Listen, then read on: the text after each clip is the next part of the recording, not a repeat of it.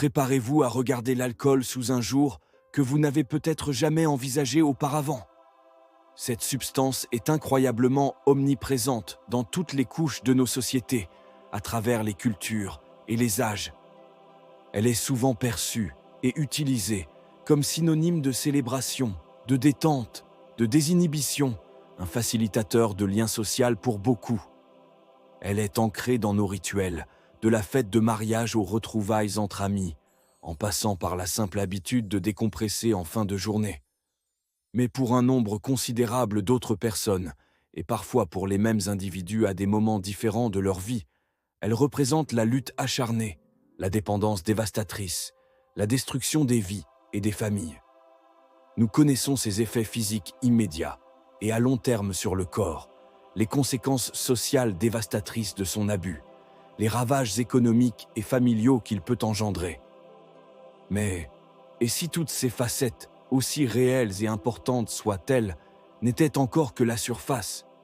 Et si l'alcool recelait un secret plus profond, un secret sombre et complexe, qui ne parle pas seulement de la substance elle-même, de ses effets chimiques ou de ses manifestations sociales, mais qui parle de nous, de la psyché humaine elle-même, dans ses profondeurs, ses manques et ses aspirations les plus secrètes? Un secret que l'un des esprits les plus lucides et les plus audacieux de la psychologie, Carl Jung, a mis au jour et qui révèle, d'une manière parfois troublante, ce que l'alcool cache sur vous, sur moi, sur nous tous.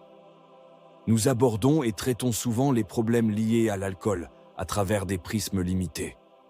Pendant longtemps, cela a été une affaire de morale ou de manque de volonté. Les personnes dépendantes étaient jugées faibles de caractère ou moralement déficientes. Plus récemment, les approches médicales et scientifiques, essentielles à bien des égards, ont mis l'accent sur la génétique, la maladie physique du cerveau, les habitudes comportementales acquises, l'environnement social. On dit qu'il faut de la discipline, de la force de caractère pour s'en sortir, ou un traitement médical pour gérer le sevrage et les mécanismes neurologiques de la dépendance. Tout cela est vrai et nécessaire à certains niveaux de compréhension et d'intervention. Mais Carl Jung, avec son regard unique, perçant et radicalement tourné vers les profondeurs insondables de l'inconscient humain, est allé chercher une vérité beaucoup plus fondamentale, un secret qui éclaire d'une lumière crue pourquoi l'alcool a un tel pouvoir d'attraction universelle, au-delà de la simple habitude ou de la pression sociale, et pourquoi il est si incroyablement difficile, pour tant de gens, d'y échapper une fois pris au piège, ou même de modérer sa consommation malgré les conséquences négatives évidentes.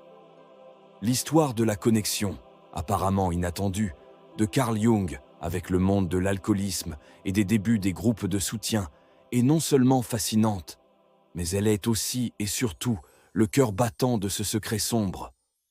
Au début des années 1930, un patient américain de Jung à Zurich, un homme cultivé et socialement établi du nom de Roland H., luttait désespérément et sans succès contre un alcoolisme dévastateur qui ruinait sa vie malgré toutes les tentatives de traitement conventionnel de l'époque. Après une année entière de traitement jungien intensif, explorant les rêves de Roland, son histoire, les dynamiques de son inconscient, Jung est arrivé à une conclusion qui a bouleversé Roland et, indirectement, le monde de la guérison de l'alcoolisme. Jung a finalement dit à Roland, avec son honnêteté brutale de clinicien explorateur, la vérité qu'il percevait dans les profondeurs de sa psyché. La science médicale de l'époque, la psychologie telle qu'il la connaissait alors, y compris sa propre approche analytique dans ses limites, ne pouvait, semble-t-il, plus rien pour lui, du moins pas de manière décisive. Il a décrit l'état fondamental de Roland, non pas principalement comme un problème moral, une faiblesse de volonté, ou même un simple désordre psychologique au sens conventionnel, mais comme une maladie spirituelle. L'expression anglaise exacte qu'il aurait utilisée était « a spiritual malady ». Et il a ajouté, avec la prudence du scientifique, mais la profondeur du sage, que la seule solution possible qu'il entrevoyait, s'il y en avait une, résiderait dans une expérience spirituelle vitale, une connexion authentique et transformatrice avec quelque chose de plus grand que lui-même, quelque chose qui pourrait combler le vide existentiel et donner un sens nouveau à son être au-delà de la souffrance. Roland H. a pris cette idée, cette prescription existentielle plutôt que médicale ou psychologique, d'un sérieux désespéré. Il a cherché activement cette expérience spirituelle, et selon son propre témoignage, l'a apparemment trouvée d'une manière qui a initié sa propre rémission.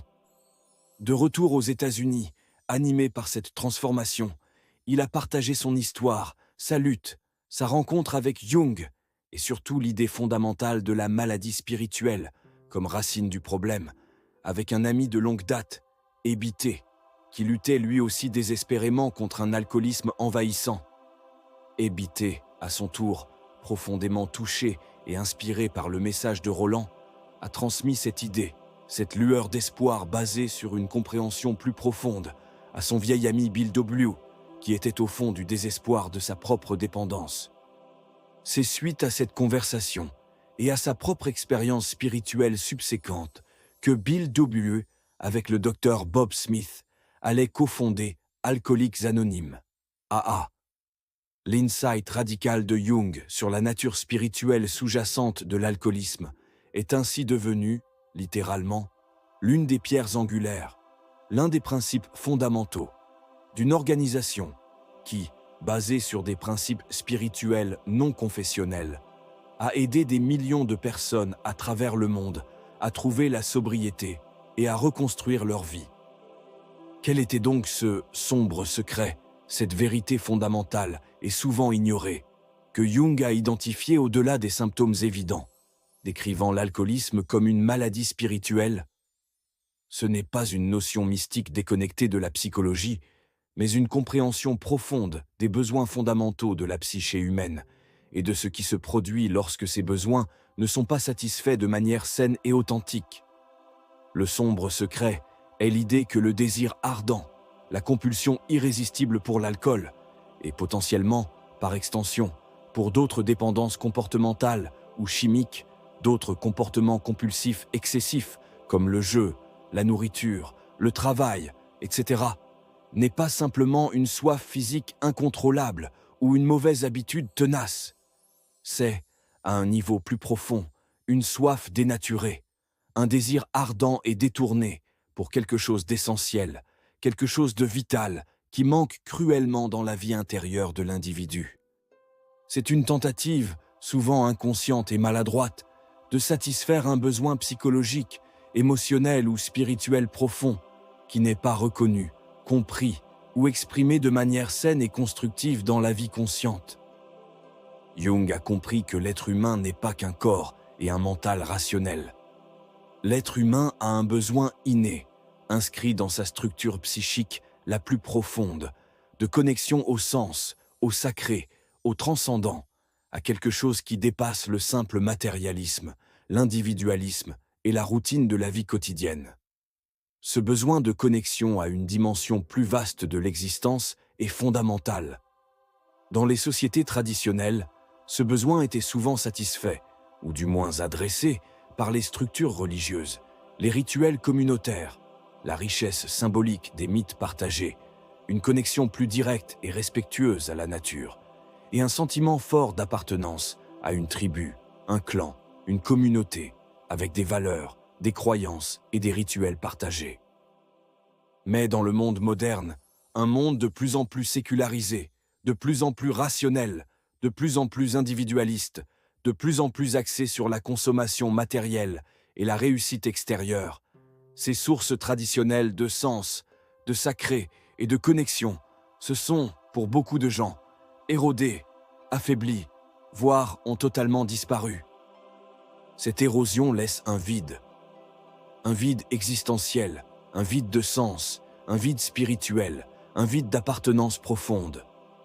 Et ce vide, comme la nature a horreur du vide, crée une soif intense, parfois brûlante, d'intensité, de connexion véritable, de transcendance, de libération temporaire du poids de l'ego et de ses préoccupations quotidiennes, un désir ardent d'un sentiment d'appartenance, d'un sens profond qui échappe à la vie de tous les jours.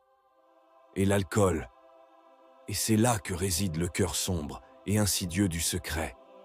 L'alcool a une capacité unique, presque démoniaque par son efficacité destructrice, à imiter de manière superficielle, temporaire et illusoire la satisfaction de ses besoins humains profonds et légitimes. Il imite la transcendance en altérant la conscience, en offrant une évasion rapide de la réalité perçue comme douloureuse, ennuyeuse ou accablante. Il procure un sentiment éphémère, une euphorie passagère, une libération des inhibitions qui peut ressembler, de loin et de manière distordue, à une expérience spirituelle de connexion ou de libération de l'ego.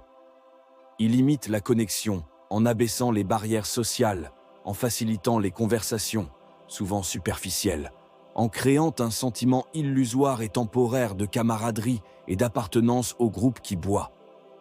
Il imite l'accès aux profondeurs de la psyché, en désinhibant l'expression des émotions refoulées, des impulsions cachées, des aspects de l'ombre, donnant l'impression, fausse et incontrôlée, d'une authenticité ou d'une liberté retrouvée. L'alcool devient ainsi un substitut, un palliatif rapide, facilement accessible, socialement accepté, dans de nombreux contextes, et apparemment efficace pour une soif qui est en réalité, à sa racine, psychologique, émotionnelle ou spirituelle. Et c'est sombre, profondément sombre, parce que ce substitut est une contrefaçon. C'est une promesse volée. Il ne nourrit pas l'âme, il l'affame et l'érode. Il ne crée pas de véritables liens profonds et durables. Il conduit à l'isolement et à la destruction des relations à long terme. Il ne mène pas à la vraie liberté d'être soi. Il conduit à l'esclavage de la dépendance la plus aliénante. Il ne révèle pas le soi véritable dans sa lumière. Il dissout l'ego nécessaire à la conscience et obscurcit la capacité de discernement. Il offre une connexion illusoire qui, au final, renforce le vide qu'il prétend combler. Et c'est précisément ce que ce sombre secret, cette vérité inconfortable, révèle sur vous, sur moi, sur nous tous en tant qu'êtres humains dans le monde moderne. La puissante attirance que l'alcool peut exercer, sa séduction, même chez ceux qui ne développent pas une dépendance clinique, mais qui en font un usage excessif, régulier, ou qui comptent sur lui pour gérer le stress, l'ennui, l'anxiété sociale, ou simplement pour se détendre, peut être un indicateur flagrant de ses besoins psychologiques, émotionnels ou spirituels sous-jacents, de ses manques intérieurs, qui ne sont pas satisfaits de manière saine et authentique par ailleurs dans leur vie. L'alcool, dans cette perspective jungienne, n'est pas la cause première du problème.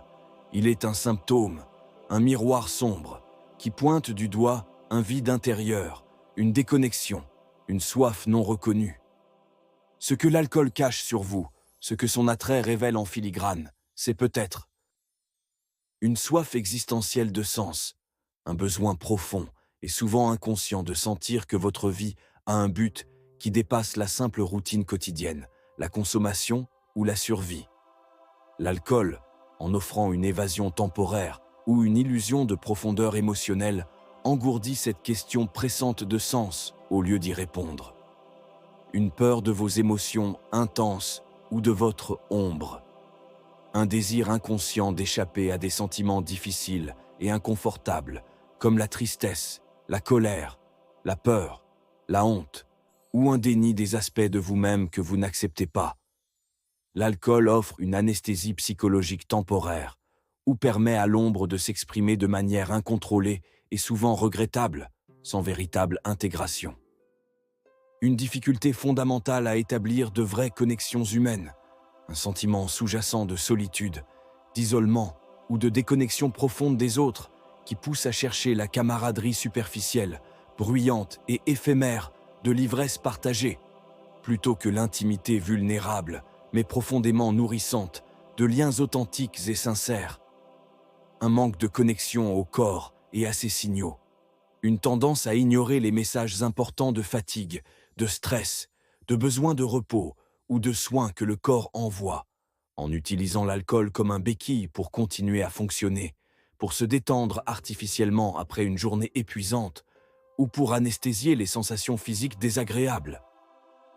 Une incapacité à gérer l'inconfort sous toutes ses formes, Utilisez l'alcool comme un mécanisme de coping, d'adaptation, pour éviter tout type d'inconfort, qu'il soit social, timidité, émotionnel, anxiété, ou lié aux défis inhérents de la vie, frustration, déception, au lieu de développer des stratégies d'adaptation saines qui renforceraient la résilience.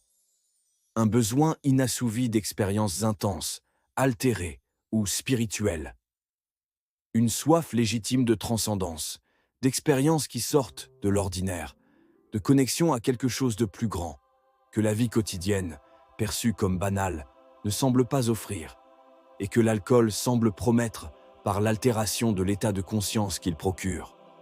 C'est une distorsion de la quête spirituelle naturelle de l'être humain. Le sombre secret de Carl Jung n'est donc pas une simple mise en garde moralisatrice contre les dangers physiques et sociaux de l'alcool, bien que ceci soit très réel. C'est une révélation sur la condition humaine elle-même, sur les conséquences dévastatrices qui surviennent lorsque les besoins humains les plus profonds, les besoins de connexion authentique, de sens existentiel, de transcendance, d'expression intégrale de soi, sont ignorés, réprimés ou ne trouvent pas de voie d'expression saine et constructive dans le monde. C'est que le pouvoir insidieux et addictif de l'alcool, son attrait universel, proviennent précisément de sa capacité à mimer de manière convaincante, à court terme, la satisfaction de ses besoins, en se greffant sur le vide intérieur qu'il laisse lorsqu'ils ne sont pas nourris. L'alcool prospère là où il y a un vide psychologique, émotionnel ou spirituel non adressé. Et il cache sur vous, sur nous, la profondeur de ce vide, l'intensité de ces besoins inassouvis, la force de l'ombre non intégrée qui cherche à s'exprimer, la déconnexion de la source intérieure de sens et de paix qu'est le soi. Pour Carl Jung, et c'est là que sa perspective ouvre une voie d'espoir radical, la solution véritable et durable à cette maladie spirituelle ne pouvait pas être uniquement physique, gérer le corps physique en manque, ou psychologique, se contenter d'analyser le passé ou de modifier les comportements de surface. Elle devait nécessairement impliquer une rencontre authentique et transformative avec la dimension spirituelle de l'existence, une reconnexion active avec le soi, le centre d'intégralité et de sens de la personnalité, et avec le transcendant, quelle que soit la manière dont l'individu, dans sa liberté, choisissait de le concevoir ou de le nommer. Cela pouvait être Dieu, la nature, la communauté, l'art, un principe universel d'amour ou d'ordre. C'est précisément cette idée, cette insistance sur la nécessité d'une expérience spirituelle vitale pour combler le vide et réaligner l'être, que les 12 étapes d'Alcooliques Anonymes ont cherché à fournir et ont réussi à systématiser de manière extraordinairement efficace. Un chemin concret vers une rencontre avec cette dimension spirituelle, un sentiment d'appartenance profonde, le groupe comme communauté d'âmes en quête, un inventaire moral honnête, un travail courageux sur l'ombre personnelle, la réparation des torts, l'intégration des aspects rejetés de soi dans les relations, et l'aide désintéressée aux autres, sortir de l'isolement de l'ego et trouver un sens dans la connexion humaine. Comprendre ce secret sombre, cette vérité sur les racines psychologiques et spirituelles de l'attrait de l'alcool, ce n'est pas porter un jugement moralisateur sur les personnes qui luttent. C'est au contraire jeter une lumière crue, certes, mais nécessaire et potentiellement libératrice, sur une dynamique universelle de la psyché humaine face à la perte de sens et à l'isolement dans le monde moderne. C'est reconnaître qu'à la racine du comportement lié à l'alcool, qu'il soit excessif ou dépendant, il y a souvent une âme qui a désespérément soif d'autre chose, une psyché qui cherche, même maladroitement et de manière autodestructrice, à s'exprimer pleinement ou à se connecter à quelque chose de plus grand. L'attirance pour l'alcool, vue par Jung, est un signe. Un signe sombre, oui, un symptôme douloureux, mais un signe crucial qui indique précisément où chercher la vraie solution, les vraies sources qui peuvent étancher cette soif fondamentale de l'âme. La voie pour surmonter cette dynamique, qu'il s'agisse d'une dépendance sévère qui nécessite une aide professionnelle immédiate ou d'une simple habitude excessive que l'on souhaite modifier, passe inévitablement par la reconnaissance honnête de ce qui est réellement recherché à travers la bouteille. Quelle soif profonde de connexion, de sens, de paix, d'expression, de libération. L'alcool essaie-t-il d'étancher en vous? Quel vide intérieur essaie-t-il, en vain, de remplir? Quelle peur enfouie essaie-t-il d'anesthésier? Regardez ces questions en face, avec honnêteté et courage, c'est commencer à confronter les aspects de votre ombre. Peur, manque, désir refoulé, et les besoins spirituels ou psychologiques que vous avez peut-être ignorés, niés ou refoulés pendant des années. Le chemin de la guérison profonde, d'une perspective jungienne, impliquerait alors de trouver des moyens authentiques, constructifs et nourrissants de satisfaire ces besoins fondamentaux de l'âme, ces soifs légitimes qui étaient auparavant dévoyées vers l'alcool.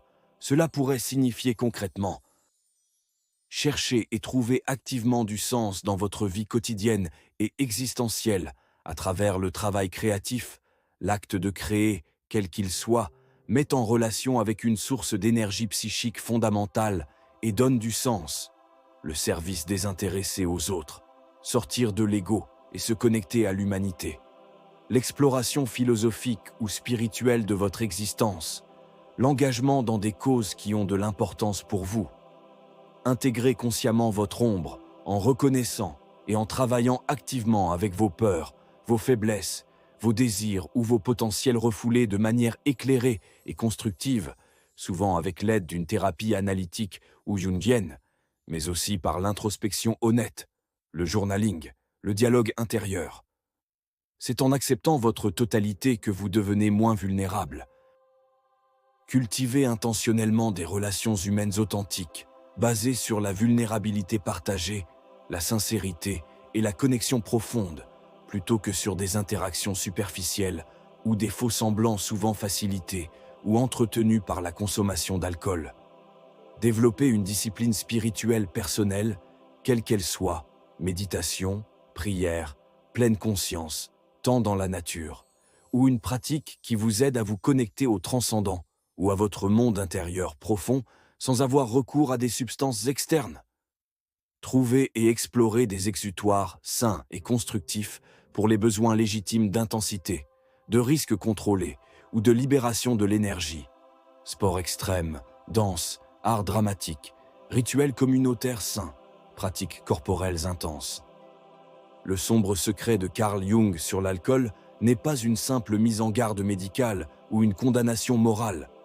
C'est une révélation puissante sur la condition humaine elle-même, sur les conséquences dévastatrices qui peuvent survenir lorsque nous ignorons les exigences profondes de notre âme, sur notre tendance à chercher des raccourcis illusoires pour satisfaire des besoins complexes et essentiels, sur les coûts humains et psychologiques de la suppression de notre dimension spirituelle ou de l'ignorance de notre monde intérieur.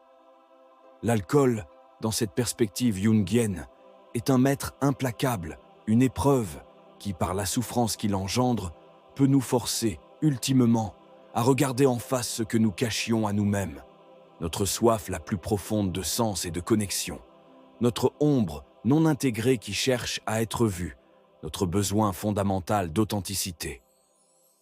Comprendre ce secret sombre, c'est le premier pas crucial vers la guérison, vers la libération de l'esclavage, vers la découverte des vraies sources intérieures de sens, de connexion et de paix durable. C'est un chemin difficile, souvent long et douloureux, car il implique de sentir le vide intérieur avant de pouvoir le remplir de manière significative avec ce qui est véritablement nourrissant. Mais c'est le seul chemin vers une liberté véritable, une liberté qui ne vient pas de l'évasion temporaire des difficultés, mais de l'intégralité retrouvée de l'être. Alors, la prochaine fois que vous croiserez l'alcool, que ce soit dans un contexte social, dans une publicité ou face à une lutte personnelle, rappelez-vous du sombre secret de Carl Jung. Regardez au-delà de la substance et de ses effets superficiels. Demandez-vous, avec honnêteté et curiosité, non pas ce qu'il semble me donner ou me permettre de faire, mais ce qu'il essaie de cacher sur moi, sur mes besoins les plus profonds, sur les aspects de moi que je refuse de voir. C'est en éclairant ces ombres, en reconnaissant cette soif fondamentale, que vous pourrez commencer le travail d'intégration et trouver les véritables clés d'une vie pleine de sens, une vie où la soif de votre âme est étanchée à sa source véritable, une vie où l'alcool n'a plus aucun pouvoir, car vous avez trouvé ce qu'il ne pouvait qu'imiter de manière dérisoire, la connexion authentique à vous-même et aux autres, le sens profond de votre existence, la liberté d'être vraiment et entièrement vous-même. C'est ce pouvoir immense et libérateur qui émerge une fois le sombre secret révélé et intégré.